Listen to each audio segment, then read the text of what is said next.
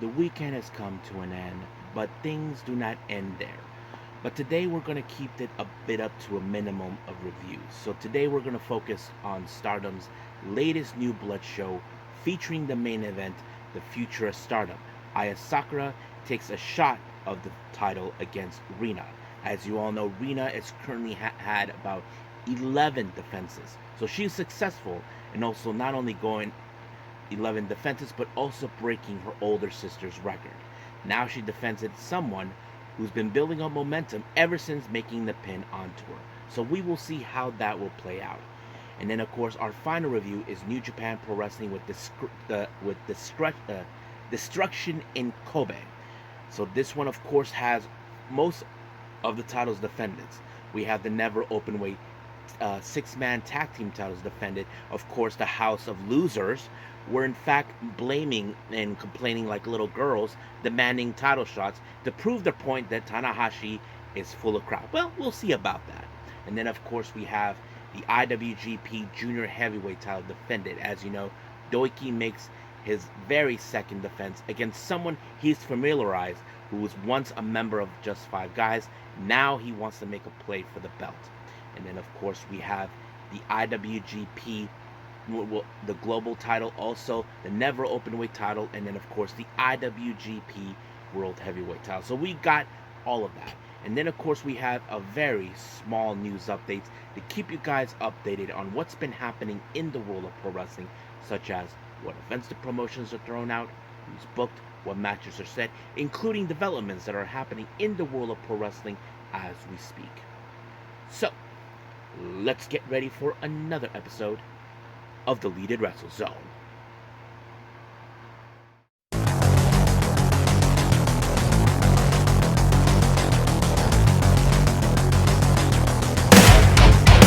Are you ready? Get up, get up! Get up, get up! Get up, get up! Get up, get up! Get up, get up! Get up, get up! Hey everyone, welcome to the Deleted Wrestle Zone. All things that is pro wrestling with AEW, NXT, New Japan Pro Wrestling, TNA, the National Wrestling Alliance, various promotions, wrestlers, matches, and championships. I am your host, J-Rod here. So, if you are new to the channel, welcome. This is the channel where we do a lot of pro wrestling reviews from various promotions, not only here in the United States, but also in Japan, Mexico, Canada, Europe, the UK. Anywhere in the world where pro wrestling is not as big, but it continues to grow. We also, of course, do discussion videos, talk about various topics such as the wrestlers themselves, the promotions, factions, storylines, whatever we want to talk about. We also, of course, do more news updates. If certain information was unable to be on this episode, I can either put it on the next episode or on a separate video by itself. We also, of course, do real-timing news updates to keep you guys on alert if something has happened in the world of pro wrestling that needs to be addressed ASAP. We also, of course, got the Unagi Sayaka watch and various other cool wrestling content as well. So if you like what you see, please subscribe to us or click on that subscribe button. You'll be getting a lot of daily reviews and other cool wrestling content as well. But if you like this episode, please give us a like on the like button or a nice comment in the description down below. Now, all introductions have set aside, I believe it's time to go full speed ahead. So let's begin with our very first review, and this is from Stardom's New Blood.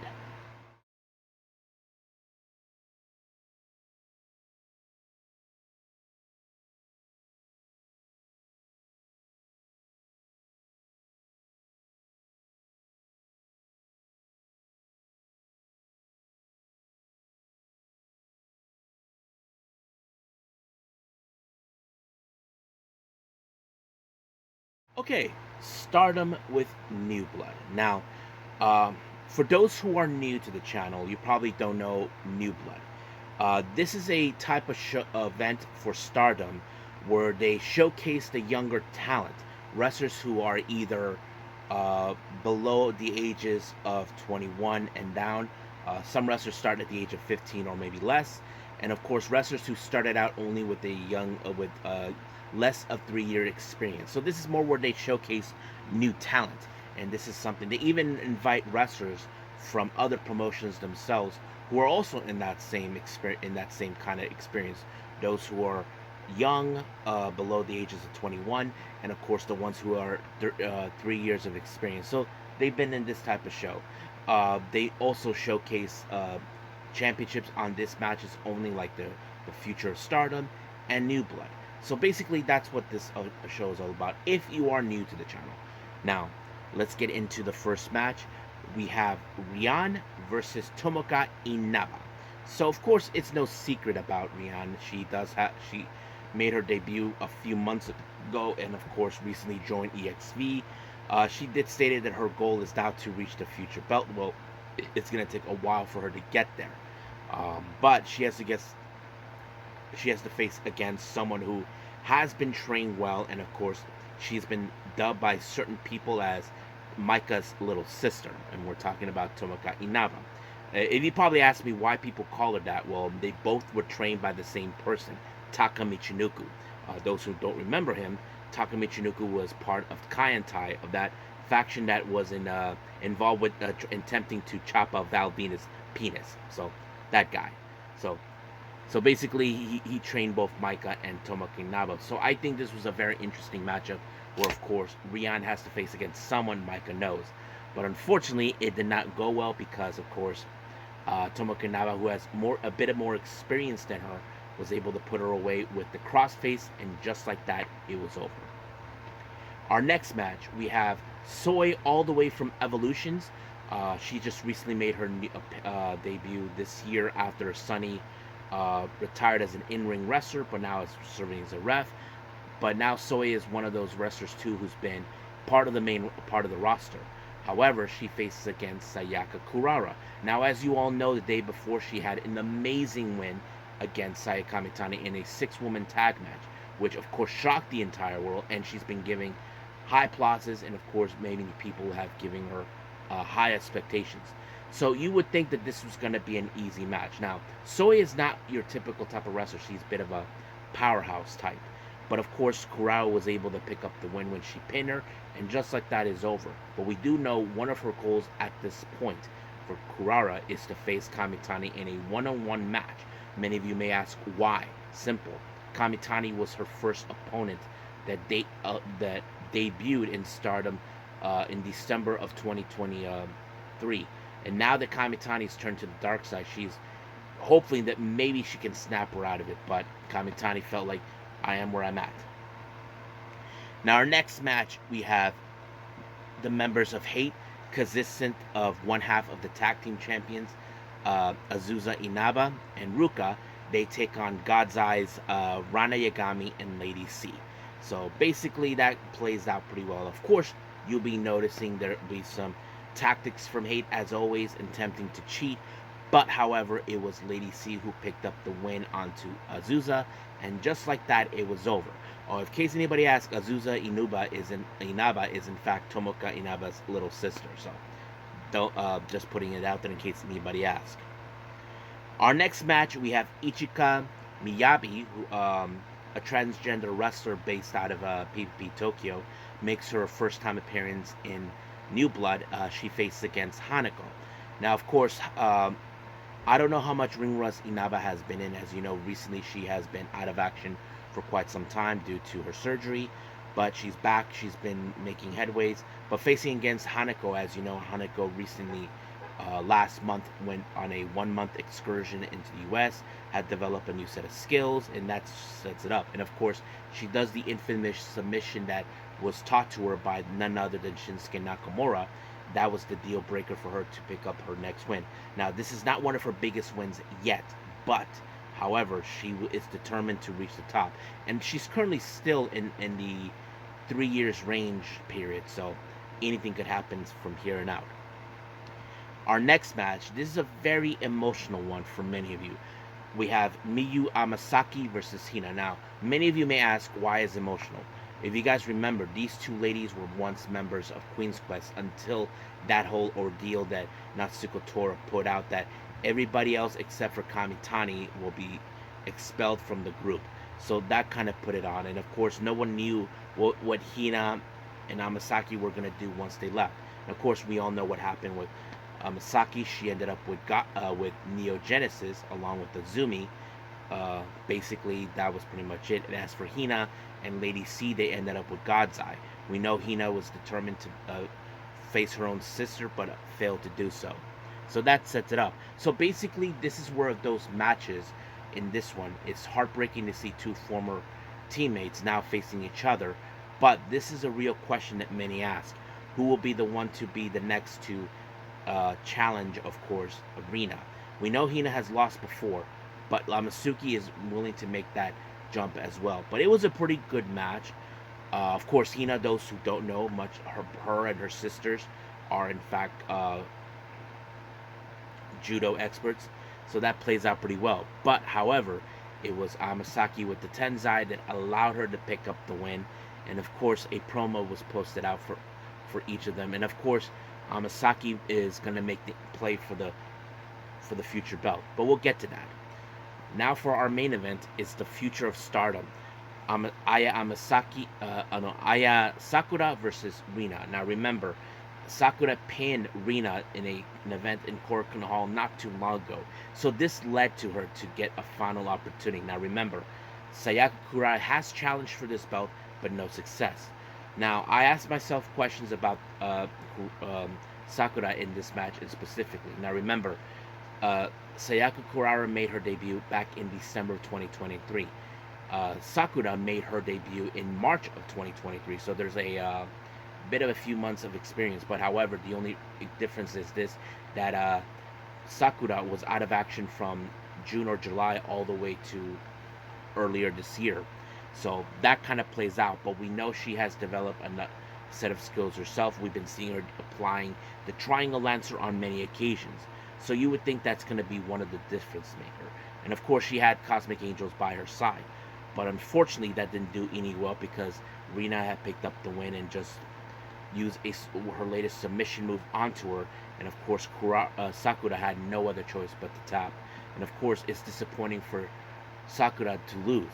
However, Mayu Amasaki made her next play, so she is now calling out that she's the next challenger. But in this forward, as you know, Rina has 12 defenses, so that means she already broke her sister's record. Her sister's record was 10. So now, let's see what happens. Many people say that this should be Amasaki's opportunity to become the future champion, but we will see when that happens.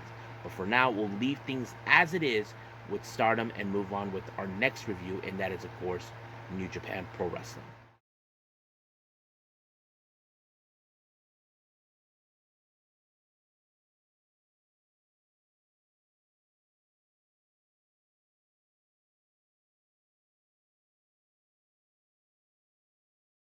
Okay, New Japan Pro Wrestling, Destruction in Kobe.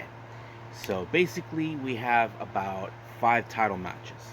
But let's start with the non-title matches instead.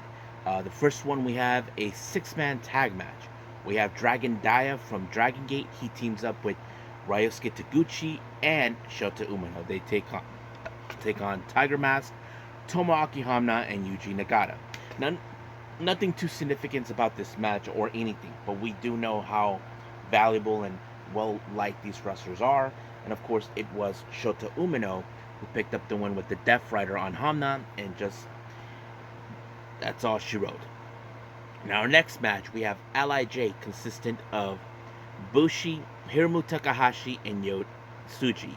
They take on the United Empire consisting of Francisco Akira, Cal Newman, and Jeff Cobb.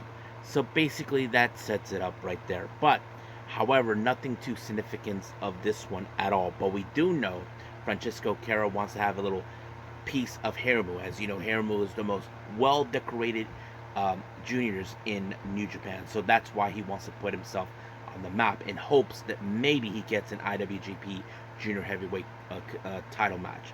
But however, that did not come into fruition because it was his injury. If you guys remember, he injured his leg, and Hiromu used that into his advantage, put him in a figure four in order to, of course, to make him tap out, which he had no other choice.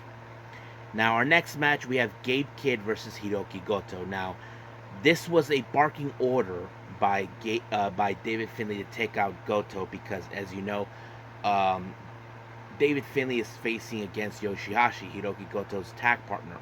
But also, Gabe Kidd is unhinged, blaming Goto for the injury of Jake Lee, which of course is not his fault, but he decided to do that. However, the match ended in a, how do I say, double countout. But however, Gabe Kidd did not want that. He decided to have a no disqualification match, and of course, Goto took it. And of course, we know Gabe Kidd, he's dangerous. He talks like he thinks he is the shit. He thinks that he is bigger than that he has fighting spirit, even though he's nothing more than a big ass crybaby with big diapers because he cries too much. So that's what he's been doing. However, it was the GTR by Hiroki Goto that allowed him to pick up the win. So basically, Gabe Kidd had to shut the hell up for now. But we don't know when he'll be opening his big fat mouth because that's what he's been known for. Now, our next match, we have TMDK. First, we saw, of course, Zack Sabre Jr. and Kosei Fujita. Now, apparently, recently, Zack Sabre Jr. announced that there was going to be a new member, but the real question was who it was. Now, certain people speculated it was Robbie X from Rev Pro because they went like this. I don't know if that was a good gesture, but this one was a bit of a surprise, and I think many of you may question it. The new member, he just came back from his excursion in Noah, Rohei Oiwa. Yes, it's kind of interesting. Their opponents, of course, is just five guys: Taka Michinoku, Taichi, and Sanada. Now, many of you may question, why is Rohei Oiwa with TMDK? Now, let's think back about maybe a year or two ago. Zack Sabre Jr. was in the talks as the competitor for the IWG, for the New Japan World Television title, and one of his opponents was none other than Evil. Now, he has been using Kosei Fujita and Rohei Oiwa to play his little mind games.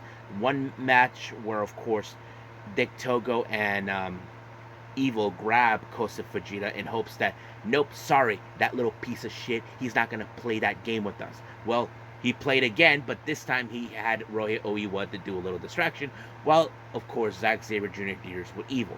However, after he succeeded what he did he took in Kosei Fujita right away, leaving Oiwa behind. However, it was still unclear.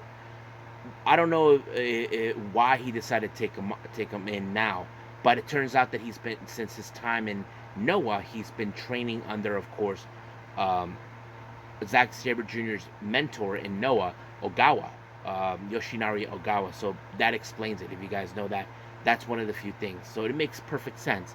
However, I did not anticipate how Oiwa was going to be there, but he was able to pick up the win when he applied a disc lariat on Taka Michinoku. So we will see how, of course, TMDK will succeed now with Rohei Oiwa part of the group. So we'll see where that leads us from there. Now, our next match is one of 5 title matches we have. The Never Openweight 6-man tag team titles. We have House of Torture, Yujiro, Sho, and Evil. And of course, they've been crying like big crybabies to get a shot of these titles. And of course, they had to face against Bolton Oatleg, Yano, and Tanahashi. Now, they said that last time that their first try against him was a fluke. Well, that's a load of horse crap because Evil doesn't believe that, beginner's luck, that sort of thing. But it happened, and they've been trying to get these titles back no matter what. And of course, like always, when it comes to a House of Torture, they do their dirty tactics. Trying to take out the referee, and then all of a sudden, Ren Narita shows up with that damn push-up bar, even though we thought that he was done. But that wasn't the case. But luckily, we saw the arrival of El Phantasmo showed up. He just bleached his hair blonde. And, of course, he helped Tanahashi because it was, of course, Tanahashi that picked up the win. And, of course, now El Phantasmo said that he's willing to leave behind the Gorillas of Destiny and accept Hantai. So now he's in the fold with that now. So he's now New Japan. So it's great to see that he's doing that. Now, our next match is the IWGP Junior Heavyweight title. We have Yoshinobu Kanemaru versus Doiki. Now remember, these guys know each other in various aspects. Once members of Zigzagoon, and then Just Five Guys. And then, of course, recently we did see Kanemaru betray Just Five Guys to join House of Torture. And this happened last year. But Kanemaru made it clear that he was going to challenge them for the belt, and that's what happened. But however, he decided to say if he beats Doiki, he's demanding for Just Five Guys to disband. Sorry, Kanemaru. Hell to the no. Ain't gonna happen. But of course, when it comes to Kanemaru, he was gonna get help. And guess who tried to help him? Well, that sniveling little weasel and the biggest crybaby of them all, Sho. So he tried to help, but it did not do any well because Doiki took care of him. And then, of course, it was Doiki with the suplex de la Luna that sealed the deal for him. But of course, Sho, that little slimming little punk, decided to attack Doiki and stole his belt. So of course, his priority is to regain the title. But of course, he reminded him that he defeated him. Look, guys, Sho got away with it for his dirty tactics. What makes him so certain that his tactics are going to be effective? I'm sure Doiki knows that Sho is up to his old tricks, as always. So it will happen. But I highly doubt that Doiki's going to lose the belt to Sho in that fashion. But we'll see where that leads. Now, our next match is the never openweight title. Shingo Takagi, who was the former champion, lost the belt to Henare, and now Henare seems like he wants to have another shot of Shingo. But man, this match was a hoss fight if you don't see one. I'm like, damn, these guys did not hold back. Of course, Henare was desperate to put him down in every way possible, but nothing. But it was Shingo who did that when he applied, like, I'm not sure if it was the last dragon that allowed him to do it, but it followed up, and he's now again the never openweight champion. Now our next match is the IWGP Global title, and as you all remember, Yoshihashi, the challenger, he defeated David Finlay at the G1 Climax. So I did stated this. Could he act? He has an opportunity to cash in a shot of the IWGP Global title. Well, he did. He cashed it in. Now, he's never won, not once, a single title match. He has won tag team. I mean, he's done the never openweight 6-man tag team titles and the IWGP heavyweight tag team titles. But single competition, that's a different story. But I have to say, with him, this match was awesome. I have to say, a pretty good one where now we're seeing how he has grown so much. You know, he has developed great. And I know deep down that he would love to see Shingo, what's his name, Shinsuke Nakamura be proud of him. Because if you guys know this, he and Shinsuke Nakamura did have a special bond. He looked up to Nakamura as a big brother. And I'm sure Nakamura would be so proud of him. But however, it was, of course, David Finlay with the overkill that allowed him to win the match. However, Goto showed up to help his buddy, but of course, Finlay has some unfinished business with Goto. So we'll see where that leads us. Now, our next match, this is for the IWGP World Heavyweight title. Excuse me. The Great Okan takes on Tetsuya Naito. Now, if you all those remember, much like what we saw with Yoshihashi and David Finlay, it was Great Okan who defeated Naito during the G1. Automatically, that gives him the opportunity for a shot of the IWGP World Heavyweight title, which, of course, it was going to happen. So, Khan was determined to win this belt and win it back for, of course, the United Empire. But Naito, he's resilient. He doesn't give up. But he was able to apply Destino in order to fill the match. However, now that this match is out of the way, he has to contend with one person. And that person is the winner of the G1 Climax, Zack Sabre Jr. Now, instead of waiting until Wrestle Kingdom, he decided to face him at King of Pro Wrestling later on. So that's going to happen. And then Shingo showed up. And, of course, then Oiwa, who's challenging him for the never openweight title. So this was going to be an interesting factor. So we'll see how that plays out. But of course, Naito did his little promo, what like he normally does. But we'll see what happens from here on out. So I have to say, a pretty good show. I enjoy the title matches the most, especially the return of Rohei Oiwa. So I think that's pretty much it. So let's just move on to our last and final thing, and I believe that is, of course, news updates.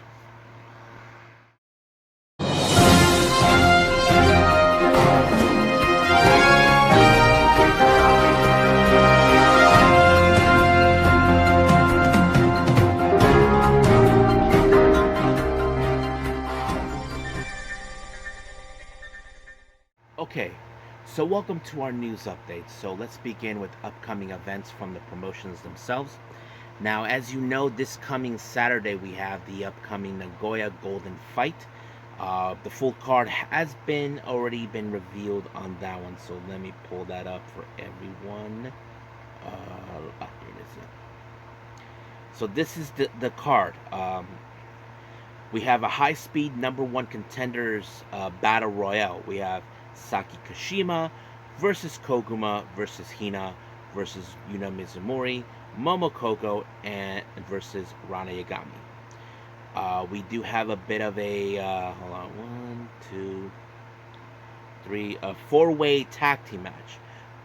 Coming from Neo Genesis, we have Mei Sita and Azumi, God's-Eye, Shuri, and Lady C versus Cosmic Angels, Saryu Anu and Aya Sakura versus Hanan and Saida from Stars. And then, of course, we have Sayaka Kurara getting her wish against Kamitani. So we'll see how that goes. Then we have Azuki versus Starlight Kid. Now, this is one match you don't want to miss either. Then we have a bit of a interesting... hold on. 1, 2, 3, 4, 5. A 6-on-6 tag team match. We have Maika, Mina, Xena, Hanako, Rian, and Waka Tsukiyama of EXV versus members of course, Hate, consistent of Natsuko Tora, Momo Watanabe, Konami, and Raka, along with two other wrestlers who made appearances. We have Dump, Matsumoto, and Zap. And then, of course, we have the IWGP Women's title match. Toni Storm will face Mayu Iwatani in order to gain this belt. Then we have the future belt. Rina defends it against Miyu Amasaki. And then the white belt, Natsupoi defends it against Tekla. And then finally, the world, aka the red belt, Tam Nakano versus Suzuki. So that's pretty much what's going to happen for that Saturday. Now, West Coast Pro has their upcoming event on that very same day for the Suavecitos self-produced show called For the Homies. One match has been announced, a tag team match. We have Mariachi Montañas versus Brother Divines. Those who don't know, I actually met those guys here in San Diego a couple years ago. They're part of the Santino Bros brand, I believe. But yes. Then we have, of course, another announcement for the Maple Leaf Pro Wrestling for the Forge of Excellence, a 2-day show event taking place on October 19th and the 20th. They just announced Rohit Raju will be there. And then finally, French promotion Banger Zone Wrestling has announced for their upcoming event on November 2nd for the Alcatraz. They just announced, say his name and he appears. I believe in Joe Hendry. Yep. So he's going to make headways, and that's going to be a lot of fun. Now, first things first, I want to give congratulations to Tatum Paxley and, of course, her new husband, and who you guys may have known, I've been covering NXT Level Up a lot, Javier Bernal, or as he's known as Big Body Javi. So those who know, they were in a relationship for who knows how long. They just recently got married, so congratulations, guys. On a very, very disturbing news, also, I want to that's been announced. Many of you may not know this guy. This guy's name is Journey Fatu. He is the real-life brother of Jacob Fatu. It was reported that he's been missing since September 13th after a West Coast Pro show. They had their show Friday the 13th, so authorities don't know what's happening. but they're asking for any information. If anybody from the Bay Area or those who may know something of Journey Fatu, please report it to the authorities. So I hope he's found and safe. I'm pretty much don't like to see if anything happens to him. I mean, this is really this sad, but at the same time, I'm praying that he's found and safe. Now for our final update. Many of you may know this or not. Do you guys remember a few years ago when DX made the return? Shawn Michaels kicked Stan. This was during the time when DX were trying to pick the special guest referee, where they had, of course, Vince McMahon, and then Eric Bischoff. And of course, Triple H went on the nerve to tell Shawn Michaels that Eric Bischoff told him that he doesn't know what controversy is. There was a guy whose name is Stan. Now, what many of you don't know, the guy who is Stan is in fact Shawn Spears. Yes, Shawn Spears. Look it up. Just look on YouTube and find I just kicked Stan. So you may need questions. Wait a minute. If his name is Shawn, then why did they give him Stan? Well, that's the easiest part. According to what Shawn Spears said, that they just pulled him out and they asked him about the super kick. So basically, he was looking forward to getting super kicked by Shawn Michaels, but they had to change his name to Stan. So that was the main reason. So that kind of stood out right there, you know. So it's all history. So you may look it up on the Chris Van Vliet interview. So I didn't know that. So I was like, huh? So it's a lot of fun. But he did blame Shawn for giving him the name Stan. But that's pretty much it. So I think that's pretty much it right now with everything. So let's just call it a day. Well, I hope everybody enjoys this episode coming up. Well, as you know, Mondays are the most boring days, as always. But I haven't decided yet. So I may continue with more Japanese wrestling. For those who like Japanese wrestling, I will be doing those. I may consider maybe just going full on Yoshi Wrestling, since I think many people like that the most. But we'll see how things will go from here on out. But for now, we'll just leave things as it is, and we'll move forward from that. But until then, I will see you guys in the next DWZ time, same DWZ channel. I must bid all of you adieu. So, goodbye, and have a nice day.